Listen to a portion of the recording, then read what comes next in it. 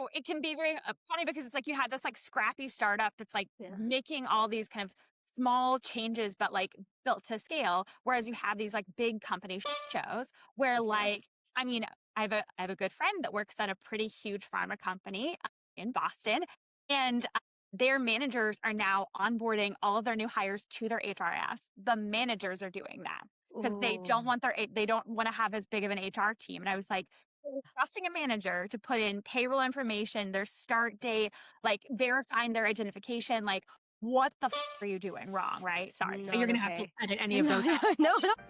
This is Looks Good on Paper, a podcast from Willow about flipping the script on traditional hiring. I'm Anita Chohan, and every episode I put big voices in hiring and work culture through 3 quick-fire questions, speed dating style, to get the habits, trends, and ideas that matter. Hi, everyone, and welcome to this week's edition of the Looks Good on Paper podcast, powered by Willow. I'm here joined today by Jen Paxton. Jen is an HR and talent leader who builds people functions inside companies that are scaling fast and figuring it out as they go. She's currently a Roofr, where she's led the people and talent functions through a growth period that took the company from around like 125 people to 260, I think, right? I saw that. And she works across organizational design, leadership coaching, and business strategy. Before Roofr, she built and scaled people operations at other high-growth tech companies, consistently stepping into the role of first or early people hire. So excited to have you here today to join us and share your experience. And, one of the things I think that's so interesting about like the type of work that, you do or people in this function do is that it doesn't just stay in that one area from like the organizational design, all this. It feels like you've done it all. So what did I miss? How did you get here? I'm throwing it over to you. I love it. Yes. So there's so much context switching that goes on in like a day. My day is never the same. So Roofr, I believe, is like my 9th startup I have been at. It's been a wild ride, right? So like the past 15 years, I have been in the talent acquisition and the people space. A lot of times I'm coming in as a really small startup and I'm like their very first people person. Like their founder has never even worked with the people person. Maybe they've worked with like 5 engineers, right? And then I come in and I'm like, let's build some processes to scale. Let's get us like acquired, or what do you want to do? What kind of company do you want to build, right? So it's just been my jam, honestly, to come in, like see the chaos, make sense of it, and then like get us to a great place where we're just like rocking and rolling, right? So that's my jam. Yeah. Amazing. I think you're so right. Like every single person I've interviewed on this and have worked with in the past is literally like, I do this. Oh yeah. And this. And it's just never just one thing. I don't think that this function can do that, because it is one of those things where it's like you're working with people, you're catering to the business needs. Every business is different. And with 15 years of doing this, you probably have seen it all in different levels of it. And as a startup veteran myself, I know what it's like. So I feel you. So why don't we get started with today's questions? You know the drill. I've run you through it already. You've probably seen some stuff, but 3 questions, speed dating style, and a wild card at the end. So why don't we get started right now? Question number 1. What's the biggest hiring mistake companies keep making, even though it's clearly not working? Ooh, I love this one. Okay. So the biggest mistake that they're making is potentially hiring lower level folks when they actually need a higher level person. Startups do this in particular because they want to be scrappy. They maybe don't have as much budget. And so they might hire like 3 or 4 more junior people to take on a role. Whereas they probably could have gotten away and been better off if they would have just hired one more senior person. I've seen the reverse happen as well. I just feel like in more of my experience, at least the last, 5 years or so, I've seen the more, let's hire the junior person and grow them, which I love.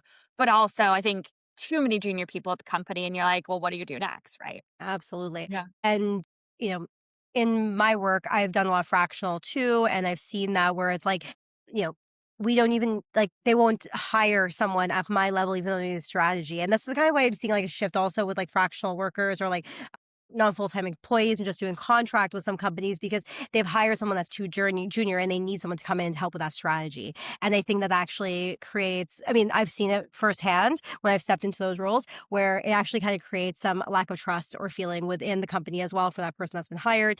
But then I think about the mission criticalness of what you're building and who you've hired, right? Yeah.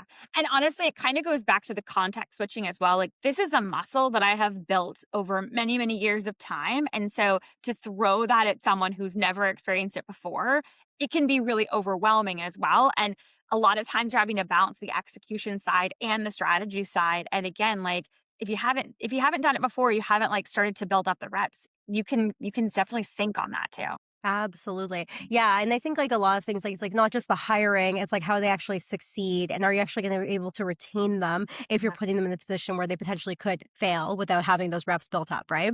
Yeah. And I don't know. I think a lot of startups do struggle with this too because it's cost. It is like, we just need someone to execute. I don't have money for strategy and strategy is way too expensive.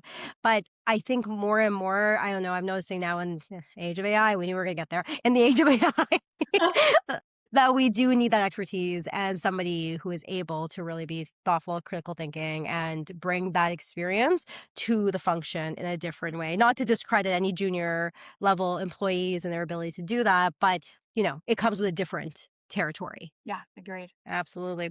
Awesome. And actually, this is the first time someone's even said that in 3 seasons. So that's a really good answer to the question. Okay. Cool. It's really good. We see a lot of pedigree based stuff, which we know is ubiquitous. We see a lot of bias. But moving into the next question, what's a hidden bias companies unknowingly have, even when they think they're being progressive in their hiring? Ooh, oh my gosh. I mean, I feel like I've seen it all, right? I've seen the whole like engineering having to come from certain companies as well, and like it almost being like a shiny new toy kind of thing where they'll pay more money for a person that's coming from a well-known company versus a really smart person coming out Yes. of an unknown company. It shocks me because I talk to chief people officers at these big companies, and I will still compare myself to them. I'm like, what are they building? And like, how are they building it? And Yeah. honestly, sometimes there are smaller companies that are in better shape from a like scalable and like process perspective than some of these like big company. Can you say bad words on this podcast? Do it. We can also add as needed. Cool. All right. So it can be very funny because it's like you had this like scrappy startup that's like Yeah. making all these kind of small changes, but like built to scale. Whereas you have these like big company shows where Yeah. like, I mean, I have a good friend that works at a pretty huge pharma company in Boston, and their managers are now like onboarding all of their new hires to their HRS. The managers are doing that because Oh, they don't want to have as big of an HR team. And I was like, yeah. trusting a manager to put in payroll information, their start date, like No, verifying their identification, like what the are you doing wrong, right? it's Sorry. So not you're gonna have to okay. edit any of No, those no, out. no.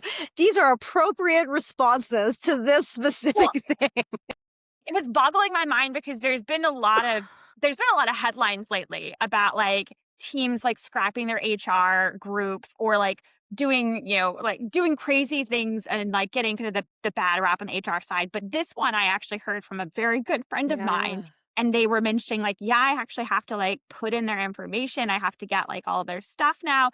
And again, it's a very big company. And I was shocked by this whole thing. Because I was like, well, what happens if you put it in incorrectly? I'm like, oh no, Yeah. we have like a QA side that'll catch it later. I'm like, it's like Ooh. it's bonkers to me. And obviously, like my team, Yeah. we have very like set processes for these. We're scrappy, but like we get it done. We're not putting that on managers to do. So it just No.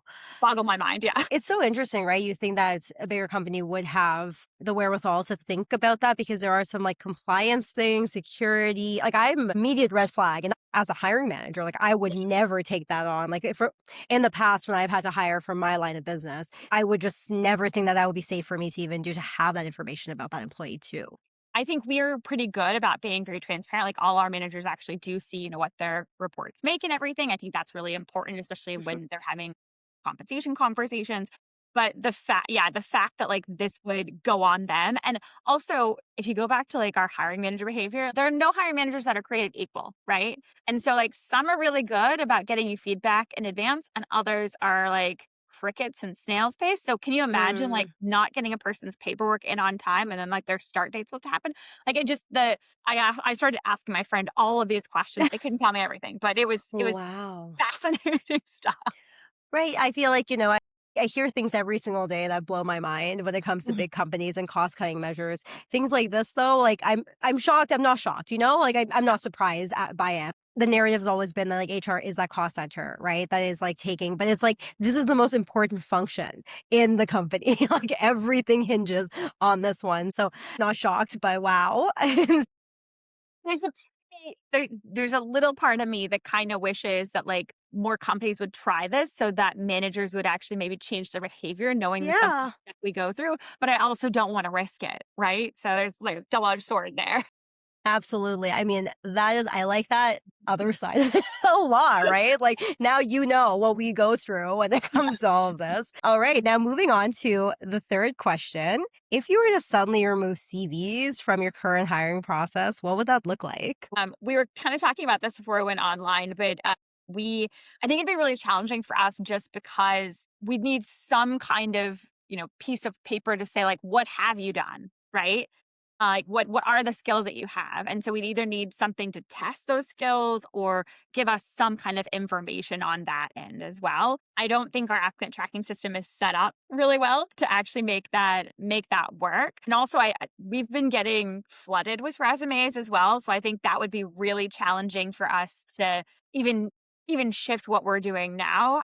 We don't even have the AI like filters on. We're still trying to go through every resume, Really? but it is really hard because, we don't want to lose out on anybody, right? Like we want to make sure that Yeah, we're getting to everybody, but we also don't want to, not see a resume because AI filtered it out by some absolutely. weird thing, right? Which happens. But I think I think it'd be challenging for us to do, just because again, like I guess we're so ingrained in like looking at a resume, saying, okay, what are the cool things that they built? What's their last role?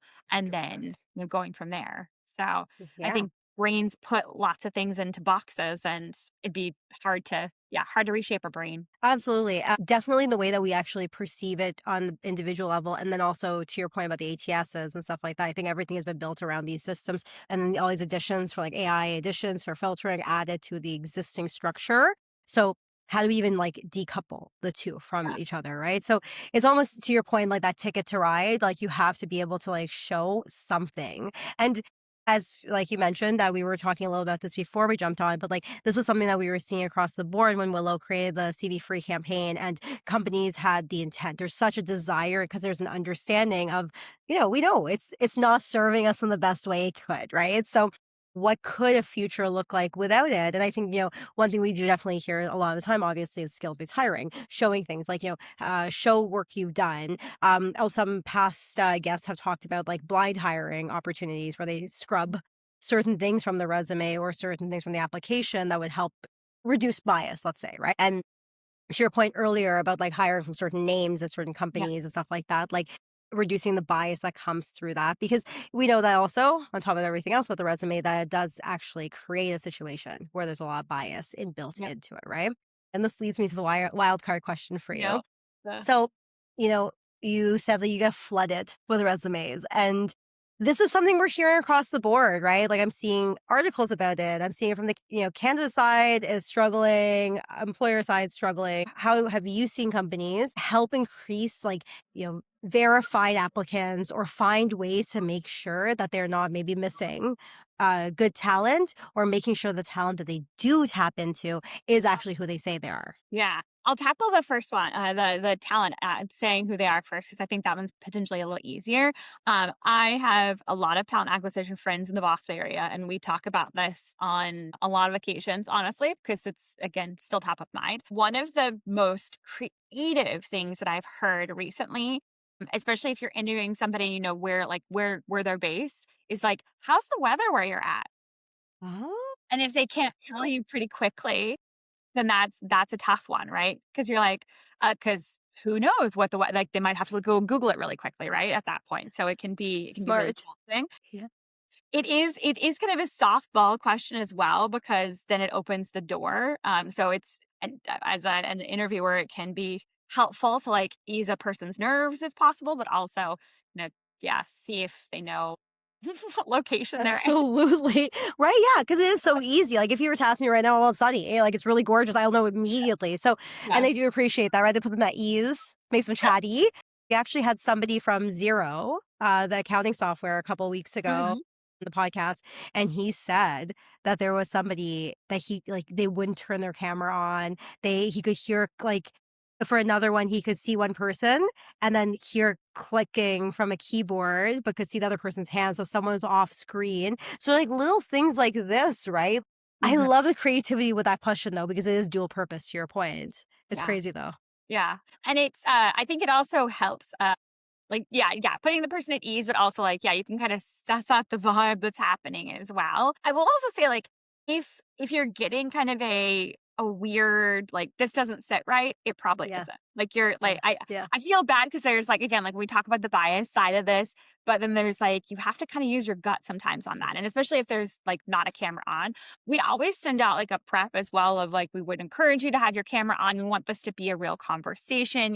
Working remotely, it can feel like you're just talking to a box sometimes. So having that extra layer of humanity is helpful. Huge. So that can be, yeah, that can be really good to have. Yeah. Yeah.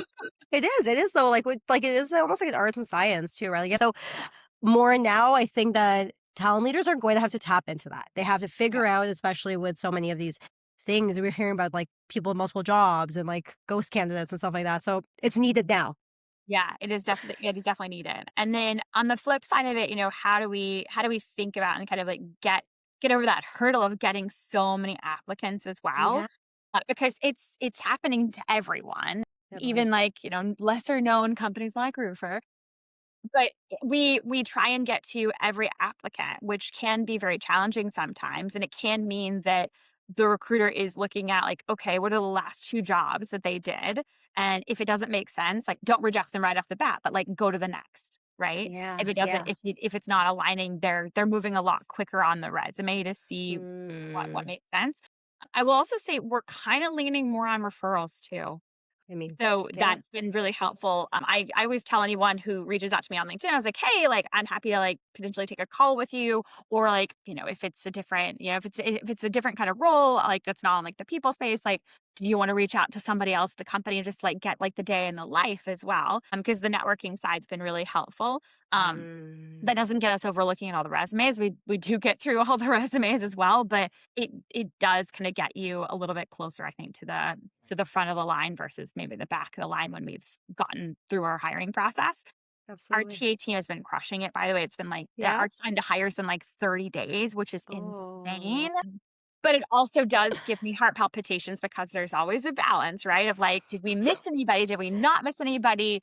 It's always going to be about timing. I mean, very impressive. And I can't even imagine, right? Like, I've heard some stuff that's horrible. It's funny, right? Like stopping yourself to hire someone because you think someone else will come, but then missing out on that talent. I've heard that. Jen, thank you so much for Yeah. joining me on Looks Good on Paper. This has been so lovely. Thank you so much for your thoughtfulness and your candor. I'm so excited to share this with the world. And everyone else, please stay tuned for our next couple of weeks. July 2nd, Willow and the Looks Good on Paper team will be on site at RecFest UK and hopefully see you on the ground there. Take care. Thanks, Jen. I thank you. Thanks for joining me on Looks Good on Paper, powered by Willow. If today's 3-question sprint gave you something new to think about, hit subscribe and share with your network, because in hiring, and really in life, it's never just about what looks good on paper.